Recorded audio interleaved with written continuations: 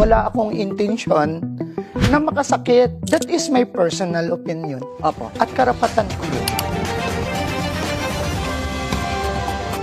Let's get on point with Batangas Vice Mayor J. Manalo Ilagan. Vice Mayor, magandang gabi po Yes, sa inyo. Maraming magandang salamat gabi po, sa Miss inyo. Tinky. Oras. Okay.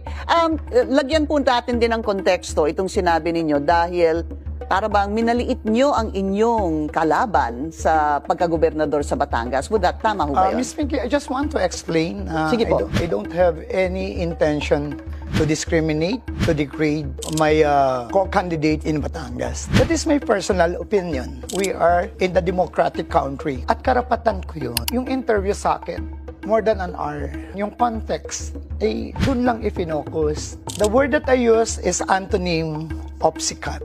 Yung namayapa na, I am personally talking about my mom, sister ko, brother ko, mga lola ko. Naandun yung aking mataas na pagrespeto. Kung makikita mo yung buong ano. Kaya lang, ang ginawa dito, ginawa itong isang malaking issue. Basahin mo yung Facebook, yung reaction, lahat ng masasakit na salita, ginamit nila sa akin. Pagdudusta sa akin.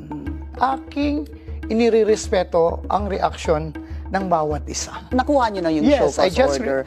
my staff just received 3 o'clock in the afternoon. Okay, and you plan to answer this by basically saying, Yes. yun po, this is just your personal Kung opinion. ano po yung sinasabi doon, directive ng ating Commission on Election, tayo po ay magko-comply. Nadinig ko naman po ang nabanggit ni Vice Mayor J. Ilagan kanina. Ang sinasabi po namin, ako po'y nagpapasalamat personally sa kanya dahil nag-commit po siya na siya po'y tutugon do sa show cause order. Sana nga po lahat ng napadala namin ng show cause orders ay gaya po ni Vice Mayor J. Ilagan. Bilang isang maayos na mamamayan ng ating bansa, ako ay susunod So- sa kanilang sinasabing panahon ng pagsagot.